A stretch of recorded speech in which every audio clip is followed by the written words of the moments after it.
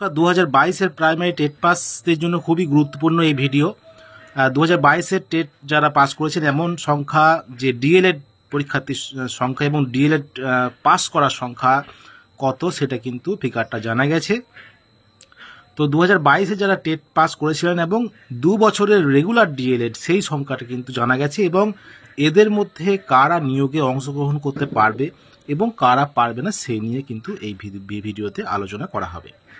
একটু বড় হবে ভিডিওটা, কিন্তু পুরো ভিডিওটা মন দিয়ে দেখলে এবং শুনলে কিন্তু অনেক কিছু তথ্য শোনা যাবে। তো বিষয়টা হলো এমনই, দেখুন টোটাল যেটা পাস করেছে, যেটা জানা গেছে বিভিন্ন যে দেখুন টোটাল ডিএলএড ক্যান্ডিডেট 2022-এর টেট পাস, টোটাল ডিএলএড যেটা জানা গেছে যে 52,149 জন।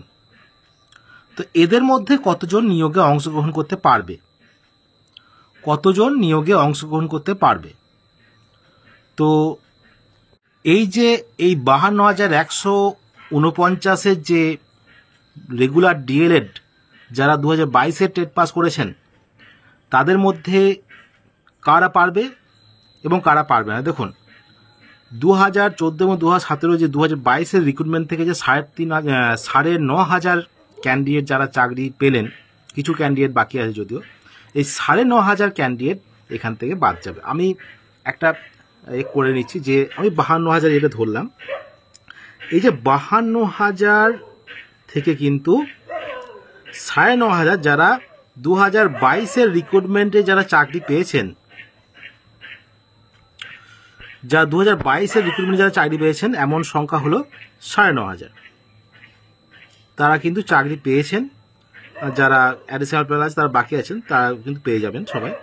তো এই সংখ্যাটা কিন্তু বাদ যাচ্ছে। তাহলে কত দাঁড়াচ্ছে সংখ্যাটা?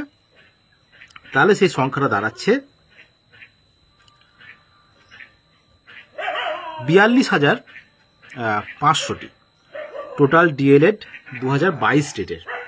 এবারে এর মধ্যে আছে, এই 42,500-র মধ্যে আছে অনেকে আছে যারা শুধুমাত্র 2022-এর প্রাইমারি রিক্রুটমেন্টেই নয়, অন্যান্য ক্ষেত্রে কিন্তু চাকরি পেয়ে গেছেন, যেমন রেল হোক, WBCS, মিসলেনিয়াস, পিএসসি বা অন্যান্য আদার্স অনেক কিছু আছে, সেখানে কিন্তু পেয়ে গেছে। এমন ক্যান্ডিডেটের সংখ্যা আমি ধরে নিলাম যে সংখ্যাটা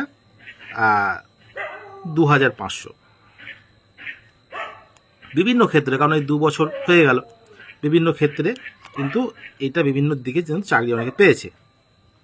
তাহলে এই যে এটা বাদ যাচ্ছে মোটামুটি 40,000 টোটাল রেগুলার ডিএলএড ক্যান্ডিডেট 2022-এর টেট পাস তারা কিন্তু এলো।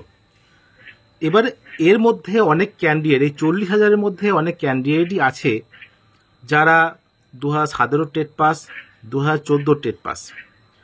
অনেক ক্যান্ডিডেট কিন্তু এই 2017 এবং 2014 টেট পাস কিন্তু আছে, এবং কিছু ক্যান্ডিডেট আছে যে 2014 2017 থাকতে পারে, 2014 কিছুটা থাকবে এবং 2017 সামথিং কিছু থাকতে পারে জানা নাই। তবে বেশিরভাগই যেটা শুনেছিলাম বা জেনেছিলাম 2017 টেট পাস যেগুলো জানা, সেগুলো কিন্তু সবাই 2022-এ টেট পাস করে গেছে। সবাই, কিছু ক্যান্ডিডেট বাদ দিয়ে সবাই কিন্তু 2017 যারা টেট পাস করেছিলেন তারা 2022-এ টেট পাস করে গেছেন।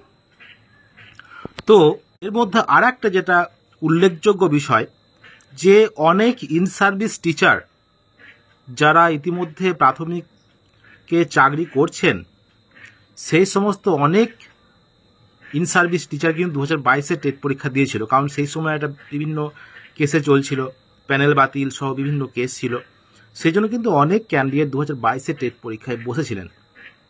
সেই সংখ্যাটাও কিন্তু কম নয়, এবং তারাও কিন্তু অনেক ক্যান্ডিডেট, সেই সব ক্যান্ডিডেট কিন্তু 2022-এ টেট পাস করেছেন, এবং এর মধ্যেই তারা কিন্তু ইনক্লুড আছেন। এটা কিন্তু অনেকেই জানেন না যে অনেক ইন সার্ভিস প্রাইমারি টিচার তারা কিন্তু 2022-এ টেট পরীক্ষা দিয়েছিলেন এবং অনেকে কিন্তু পাস করেছেন। সেই সংখ্যাটা যেটা ধরা হয়েছে মিনিমাম 4,000 মতো তো হবেই, যারা in service teacher 2014 TET pass করেছিল কিংবা তারও আগে, সেই সমস্ত টিচারগুলো কিন্তু অনেকেই টেটে পাস করেছিল 2022 টেটে। সেই সংখ্যাটা আমি ধরে নিলাম 4000 মতো পাস করেছিল। তাহলে কত দাঁড়ালো সংখ্যাটা? 36,000।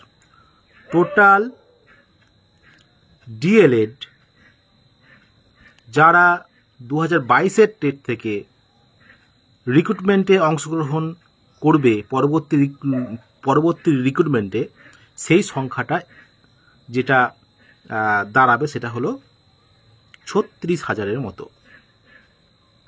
36,000-এর মতো কিন্তু 2022 টেট থেকে ডিএলএড ক্যান্ডিডেট 36,000-এর মতো কিন্তু পরবর্তী রিক্রুটমেন্টে অংশগ্রহণ করছে। এটা কিন্তু প্রচণ্ড চিন্তা ভাবনা করেই কিন্তু এটা করা হয়েছে। এটা কোনো ভুয়ো বা ভাওতা নয় যে কত ক্যান্ডিডেট থাকতে পারে। কারণ এইখান থেকে পাস যখন করেছিল 2022 ডেটে প্রায় 1.5 লক্ষের ওপর, 1,50,000-এর কিছু বেশি ক্যান্ডিডেট পাস করেছে 2022 ডেটে প্রথমত। তারপরে বিভিন্ন কেস, সুপ্রিম কোর্টের যে জাজমেন্ট, বিভিন্ন ক্ষেত্রে কিন্তু অনেকে বাদ গেছে। কারা বাদ গেছে? বিএডরা বাদ গেছে, এনআইএসডিরা বাদ গেছে, আরও অনেক কিছু কিন্তু সেখান থেকে বাদ গেছে। তো শুধুমাত্র যেটা আছে যে রেগুলার 2 বছরের ডিএলএড তারা কিন্তু আছে। এবং অনেক ক্ষেত্রে যেটা জানা গেছে 2014 টেট পাস যে প্রথমে যে সুপ্রিম কোর্টের যে রায়টা ছিল বিএড মামলায়, সেখানে বলা ছিল যে এইচএস মানে হায়ার সেকেন্ডারি, তারপরে ডিএলএড, তারপরে টেট পাস। অর্থাৎ টেট পাসের আগে কিন্তু তাকে ডিএলএড তাই করতে হবে। তাও ডিএলএড করলেই তবে টেট পাস তার ভ্যালিড থাকবে, সেটাই কিন্তু বলা ছিল। এই নিয়ে কিন্তু পরবর্তী সময় কিন্তু কেস হতে পারে। সেটা হলে কিন্তু পরবর্তী সময় আরও ক্যান্ডিডেট সংখ্যাটা কমতে পারে, যদি সেই কেসটা যদি এগোয় এবং সেই রায় যদি সেদিকে যায়।